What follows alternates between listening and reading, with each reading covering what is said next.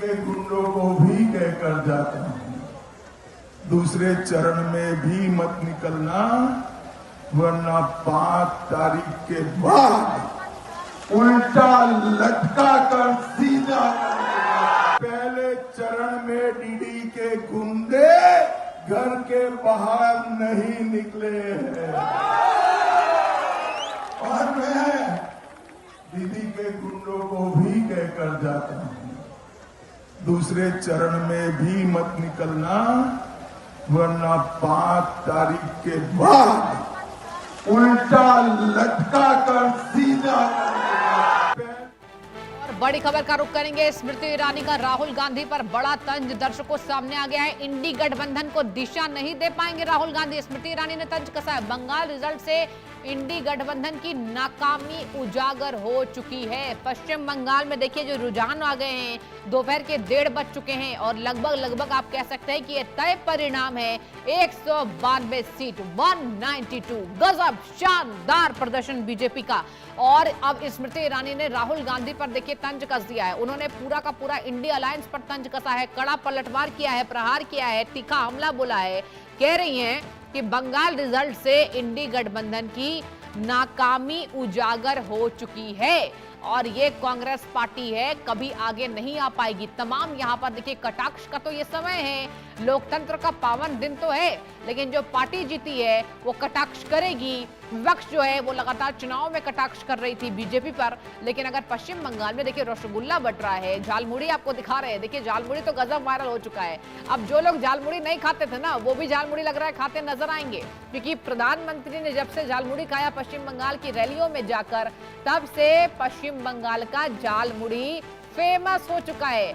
और ये तक कह दिया था बीजेपी ने कि झालमुड़ी मैं खा रहा हूं, मिर्ची दीदी को लग रही है। तो क्या वाकई ममता बनर्जी में देखिए तिलमिलाहट तो अवश्य होगी। ममता बनर्जी कह रही हैं कि हमारा जो रिजल्ट है, ये जो फिलहाल नतीजे हैं, ये जो रुझान है, मैं उसको नहीं मानती हूं। उन्होंने ये तक दावा कर दिया। हमने आपको थोड़ी देर पहले ममता बनर्जी को सुनाया था इंडिया न्यूज के माध्यम से। ममता बनर्जी कह रही थी कि जो जीत है वो तृणमूल कांग्रेस की ही होगी। इंडी गठबंधन को दिशा नहीं दे पाए राहुल गांधी। ये स्मृति ईरानी ने देखिए तंज कसा है, एक के बाद एक। माननीय प्रधानमंत्री मोदी जी के नेतृत्व में, माननीय अमित शाह जी, माननीय राष्ट्रीय अध्यक्ष नितिन नवीन जी के नेतृत्व में भारत जनता ने भरोसा जताया। कार्यकर्ताओं की मेहनत है, कार्यकर्ताओं की जीत है। कार्यकर्ताओं ने जो मेहनत की, जो बलिदान दिया बंगाल से लेकर पूरे देश भर के अंदर, आज ऐतिहासिक जीत तो हो रही है। ये जीत अपने आप में है। 4 मई ममता जी गई, ममता का आतंक भी गया तमिलनाडु से, वो ममता जी का आनंद बंगाल से आतंक भी गया, ममता जी का भ्रष्टाचार भी गया।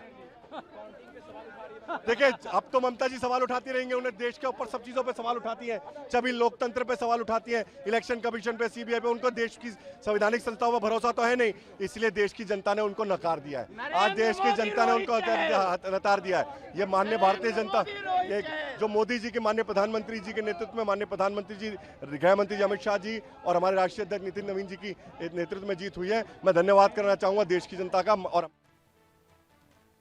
तस्वीरें भी आपको दिखा रहे हैं, झालमुड़ी खाई जा रही है। स्मृति ईरानी ने तंज कसा है कि इंडी गठबंधन का अब कुछ होने वाला नहीं, क्योंकि सच बात यही है कि तमाम चुनावों के दौरान ना तो रैलियां दिखी, ना तो संबोधन दिखा, ना तो 1-to-1 कम्युनिकेशन दिखाई दिया कांग्रेस की ओर से। और बड़ा सवाल यही था, क्या पश्चिम बंगाल में, असम में कांग्रेस ने ऑलरेडी गिव अप कर दिया था? लेकिन बड़ा जो मसला ये कि झालमुड़ी अब एक बड़ा ब्रांड बनने जा रही है। अजीत पेंदोला साहब मेरे साथ हैं। अजीत सर, झालमुड़ी तो इज अ ब्रांड। नहीं, बिल्कुल। देखिए प्रधानमंत्री मोदी की एक बड़ी खासियत है। मैं आपको एक उदाहरण दूं कि उत्तराखंड का जो 2017 का चुनाव था, अगर आपने देखा होगा कि एक बीजेपी वाले हर जगह प्रधानमंत्री मोदी एक कैप लगाते हैं, वो हमारे उत्तराखंड की कैप है, उसमें एक नील कमल का यहाँ पे फूल है, उसको वो है। वो टोपी आज एक इंटरनेशनल ब्रांड बन गई है। बड़े बड़े उसमें, मतलब वो छोटा लघु उद्योग को आपने इतना बड़ा बना दिया है कि वो कारोबार चल निकला। अब झालमुड़ी, जिसको कि अभी तक सब लोग एक सामान्य वो समझ रहे होंगे, वो एक तरीके से आम छोटे उससे बनता है। वो लोग बनाते हैं उसको, छोटी छोटी दुकानें, लेकिन अब एक इतना बड़ा ब्रांड बन जाएगा कि एक ये बड़ा मैसेज। लेकिन इससे बड़ी बात हुआ है जो स्मृति ईरानी ने कहा, मैं इसको कंटिन्यू कर रहा हूँ।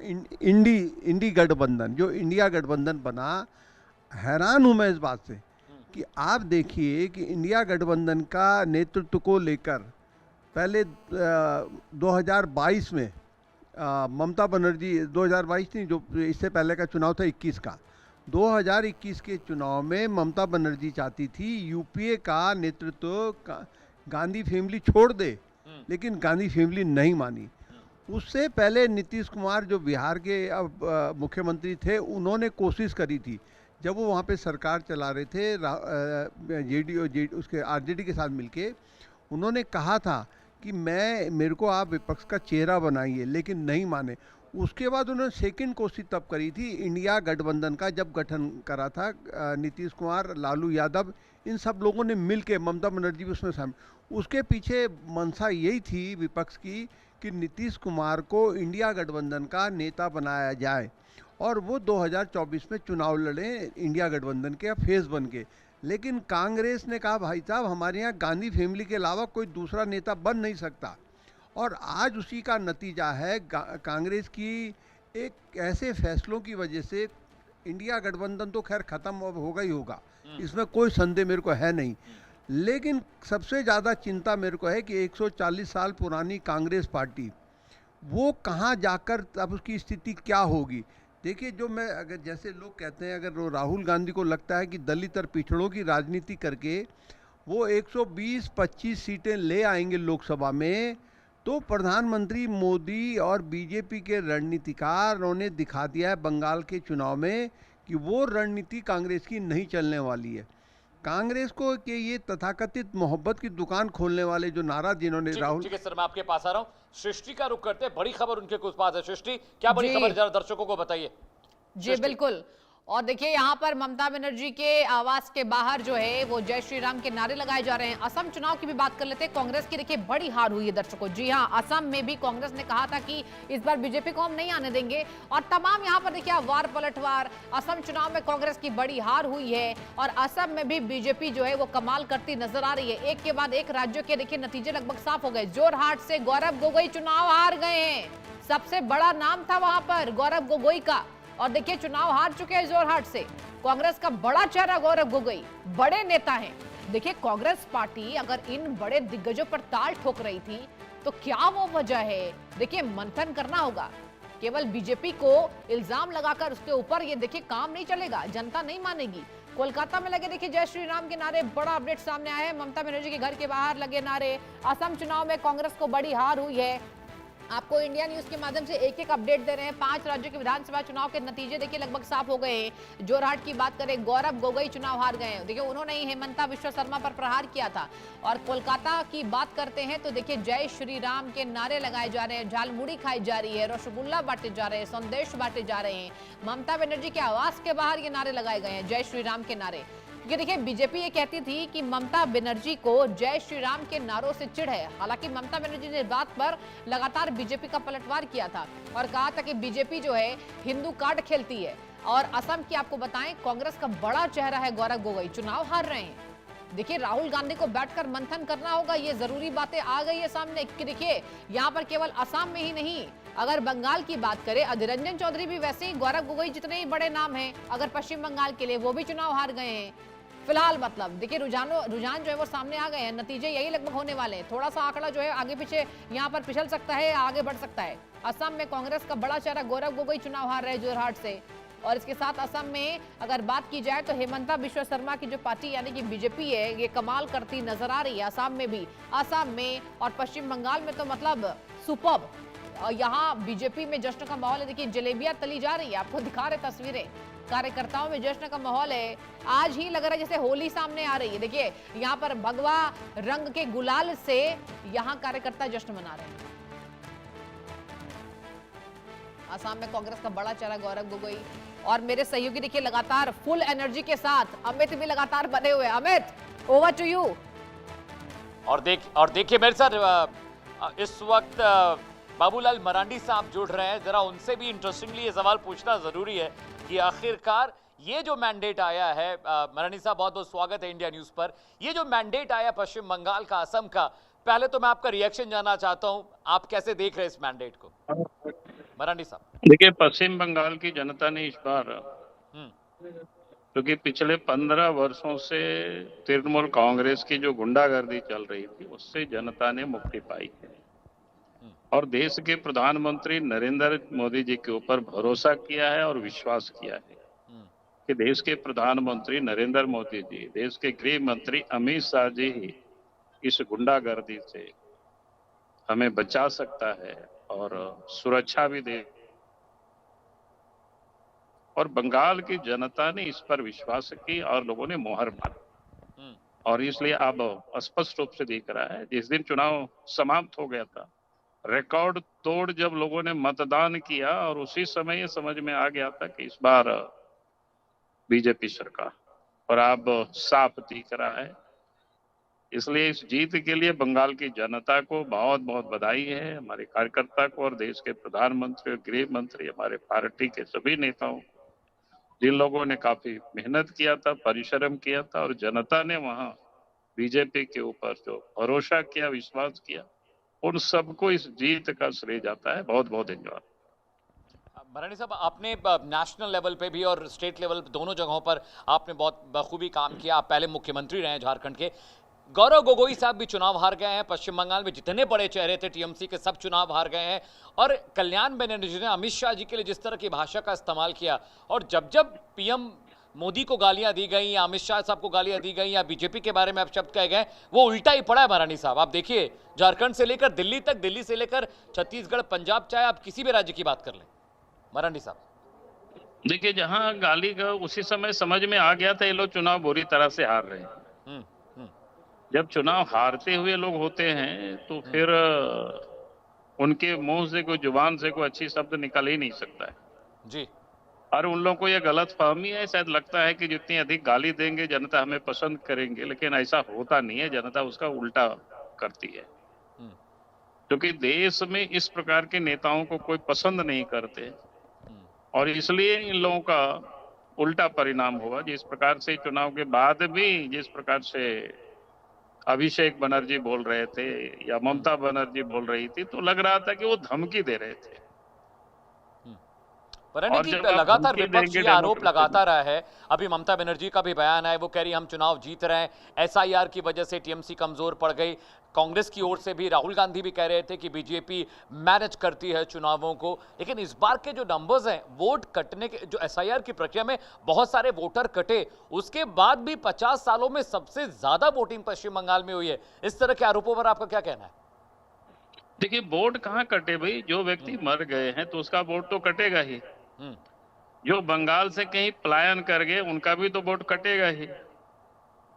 जो लोगों ने इलीगल तरीके से मतदाता सूची में नाम चढ़ाया था उनका भी वोट हटेगा ही। कहीं भी कोई सही लोगों का तो नाम हटा नहीं है, बाकी लोगों ने तो वोट किया। देश भर में जितने भी राज्यों में भी चुनाव हुआ इस समय, कहाँ किसी का वोट कटा, कहाँ किसी ने कोई हंगामा किया। ये ममता बनर्जी हंगामा कर रही थी। तमिलनाडु में भी तो एसआईआर हुआ था, बिहार में भी एसआईआर हुआ था, केरल में भी एसआईआर हुआ था। तो कहीं तो कोई नहीं कहा कि वहां पर ये गड़बड़ हो रहा है, वोट काट रहा है। भाई, आप यहाँ मृत व्यक्ति का आप बोगस वोट करते थे, वो यहाँ से पलायन कर गया, उसके वोट भी आप यहाँ कास्ट करते थे। इलीगल वोटों को भी, वोटर को भी आपने यहाँ मतदाता बना करके रखे थे। तो सबको तो हटना ही था, उसी के लिए तो एसआईआर था जी। तो इसलिए ये कहना एसआईआर के कारण हारे, इसका तो अर्थ यही होता है कि उन लोगों ने, और इसलिए ममता बनर्जी इतना हंगामा कर रही थी कलकत्ता से लेकर के सुप्रीम कोर्ट तक। ठीक है मरानी साहब, बहुत बहुत शुक्रिया। तो आप सुन रहे थे बाबूलाल मरानी साहब को। झारखंड की सियासत का बड़ा चेहरा, बीजेपी के वरिष्ठ नेता। सृष्टि के पास चलते हैं, उनके पास बड़ी खबर। सृष्टि, ओवर टू यू। जी बिल्कुल, देखिए बंगाल में बड़ी खबर सामने आई है। रुझानों के बीच बड़ी खबर, आसनसोल में झड़प के बीच आगजनी की घटना भी सामने आई है। देखिए आसनसोल में यहाँ पर जिस तरीके से काउंटिंग जारी है, झड़प वहां पर हो रहा है। जी हाँ, बीजेपी और टीएमसी के कार्यकर्ता आपस में भिड़े हैं, पुलिस को इवन लाठीचार्ज करना पड़ा और अब टीएमसी ऑफिस में आगजनी की खबर सामने आई है। जी हाँ, टीएमसी ऑफिस में आगजनी की जो घटना है वो सामने आई है। देखने वाली बात होगी पुलिस इस पर कब कंट्रोल पाती है। रुझानों के बीच देखिए ये बड़ी खबर सामने आ रही है और ये आम बात है पश्चिम बंगाल के लिए। इसी से हमें सुलझना होगा। बीजेपी इसी बात का दावा कर रही है कि अगर बंगाल में हम आ गए तो आगजनी की घटना ना होगी, ना लाठीचार्ज करना पड़ेगा पुलिस को। टीएमसी ऑफिस में देखिए आगजनी की खबर सामने आई है।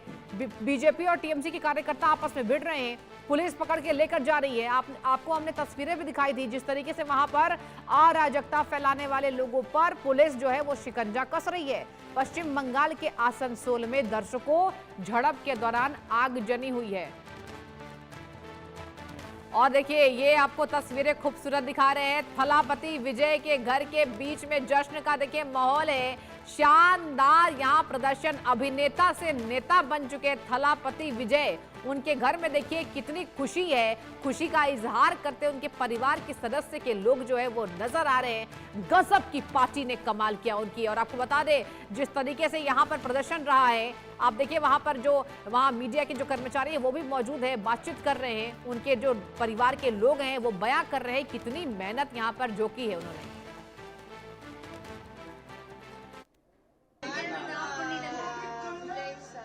Aunt's daughter, and S.A. Chandrasekhar is my maternal uncle, and we were together. We played, we do a lot of things, and he was the first person to see while before my marriage. Groom has. इस अप्रत्याशित नतीजे के बाद भी मैं ये कहूंगा कि वहां एनडीए हारा है, बुरी तरह से हारा है, और कांग्रेस न हारी है न जीती है। मैं तो ये कहूंगा हमारी हार नहीं हुई है, वहां पर एनडीए हारा है और हमारी हार में भी हमारी जीत है। हमारे लिए विन विन सिचुएशन है। मगर जिस तरीके से असम में भी आप गए थे प्रचार प्रसार करने के लिए, तो वहां पे क्यों इस तरह से? असम में हमें और बेहतर करना था, हम और बेहतर कर सकते थे, लेकिन जिस तरह से सांप्रदायिकता का कार्ड खेला गया, वहां के मुख्यमंत्री ने जिस तरह की भाषा का इस्तेमाल किया अपनी चुनावी रैलियों में, मुझे लगता है कि वो लोकतंत्र के लिए बहुत स्वस्थ नहीं है और उसकी समीक्षा होगी कि हम और कैसे बेहतर कर सकते थे और भविष्य में बेहतर करने का प्रयास करें। इमरान जी, आखिरी सवाल है, जिस तरीके से लगातार केसी वेणुगोपाल जी आपके कांग्रेस के महासचिव हैं, संगठन महासचिव हैं, वो केरला से आते हैं, अब केरला में चुनाव बन रहा है। लगातार आप लोगों ने भी बीच में कहा था कि किस तरीके से कांग्रेस के पास काफी चेहरे हैं मुख्यमंत्री के लिए, चाहे वो वीडी सतीशन हो, रमेश चेन्नीथला हो, शशि थरूर हो या फिर वेणुगोपाल हो, तो किसको मुख्यमंत्री के?